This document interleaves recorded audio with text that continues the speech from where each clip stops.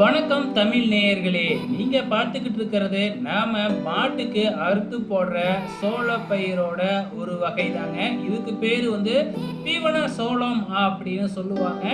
தீவன சோளம் அப்படின்னு இன்னொரு டைப்லாம் இருக்கு. ஸோ அது இல்லைங்க, இது சோளப்பயிர் ரகத்தை சார்ந்தது தான். அதனுடைய விதையை பாருங்க, சும்மா ரொம்பவுமே சின்ன சின்னதாக தாங்க இருக்கும். இதை கடையில் 1 கிலோ 500 ரூபாய்க்கு வாங்கலாம். ஸோ அந்த 1 கிலோவை வச்சு நம்ம 1 ஏக்கர் பார்த்தீங்கன்னா சோளப்பயிர் விதைக்கலாம். ஸோ இந்த சோளப்பயிர் பார்த்தீங்கன்னா மாடு ரொம்பவுமே விரும்பி சாப்பிடணும். ஆனால் ரொம்பவுமே முட்டை விட்டுறக்கூடாது, ரொம்ப உயரமாகவும் வரக்கூடாது. ஸோ இப்போ நீங்கள் பார்த்துக்கிட்டு இருக்கிறது பார்த்தீங்கன்னா ஒரு முறை விளைஞ்சி அதை அறுத்ததுக்கப்புறம் அது மறுபடியும் முளைச்சி துளுத்து வர்றது தாங்க. ஸோ ஃபர்ஸ்ட் டைம் ஒரு பயிர் வருது அப்படின்னா அதுலேருந்து பக்க கிளைகள் நிறையாவே வருங்க. கிட்டத்தட்ட 5க்கு மேலே 10 வரைக்கும் கூட வருங்க. ஸோ அது வர்றப்ப ரொம்பவுமே சூப்பராக இருக்கும். ஏன்னா இதை தொடர்ந்து நம்ம 1 வருஷத்துக்கு மேலே வச்சு அறுத்து போட்டுக்கிட்டே இருக்கலாம். ஸோ அறுக்க இது வந்துக்கிட்டே தான் இருக்கும். இதுக்கு தேவையான ஊட்டச்சத்து அப்படின்னு பார்த்தீங்கன்னா நம்ம பார்த்தீங்கன்னா யூரியா கொடுக்கலாம்.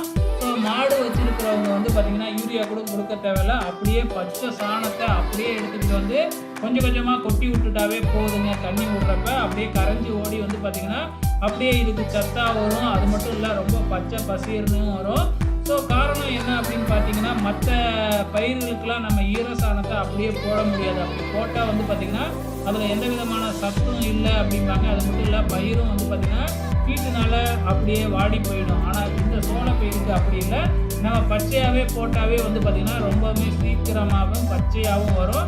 இது கிட்டத்தட்ட 6 அடி உயரம் வரைக்கும் வரும். ஸோ ஆனால் 6 அடி உயரம் வரைக்கும் நம்ம விடக்கூடாது. இது ஃபர்ஸ்ட் டைம் அப்படிங்கிறதுனால விட்டுருக்கோம். ஏன்னா பார்த்தீங்கன்னா நம்ம அறுக்க ஆரம்பிக்கிறதுக்குள்ளே பார்த்தீங்கன்னா எல்லாம் ஹைட்டாக வந்துடும். கடைசியில் நம்ம ஒரு 3-4 அடியில் அறுக்க ஆரம்பித்தோம்னா கடைசிக்குள்ளே பார்த்தீங்கன்னா 6 அடி வந்துடும். அதுக்கப்புறம் 2வது டைம் நம்ம அறுக்கிறப்ப அப்படியே ஃபஸ்ட்டு அறுத்த இடத்துல அறுக்க அப்படியே நமக்கு கரெக்டாக இருக்கும். ஒரு 4 அடி வந்ததுக்கு அப்புறமே அறுத்தரலாங்க. அப்படி இல்லை நம்ம ஹைட்டாக விட்டோம் அப்படின்னா அடிக்கட்டையெல்லாம் மாடு கடிக்காது, அப்படியே தான் போட்டோம். மேலே இருக்கிற தொகையை மட்டும் சாப்பிட்டுட்டு ஸோ ஃபஸ்ட் டைம் அப்படிங்கிறதுனால தான் பார்த்தீங்கன்னா இதை ஹைட்டாக வளர விட்டணும். வேறு வழி இல்லை. ஏன்னா நம்ம அறுக்க ஆரம்பிக்கிறதுக்குள்ளே எல்லாத்தையும் அறுக்கிறதுக்குள்ளே ஹைட்டாகவே வந்துடும். இது இன்னொரு இடத்துல நம்ம ஏற்கனவே போட்டது தான். கிட்டத்தட்ட 6வது முறையாக இது வளர்ந்து நிற்கிது பாருங்கள், எவ்வளோ சூப்பராக இருக்குங்க. கிட்டத்தட்ட 1 வருஷம் நம்ம வளர்க்கலாம், இது இருக்கும் அப்படின்னு சொல்லுவாங்க. நம்ம நல்லா பராமரித்தோம் அப்படின்னா 2-3 வருஷம் கூட இருக்குங்க. ஸோ ரொம்பவுமே யூஸ்ஃபுல்லானது தான். ஏன்னா நம்ம அவ்வப்போது உழவு ஓட்டி மறுபடியும் சோளத்தை வாங்கிட்டு விதைச்சிக்கிட்டு இருப்போம் முன்னெல்லாம்.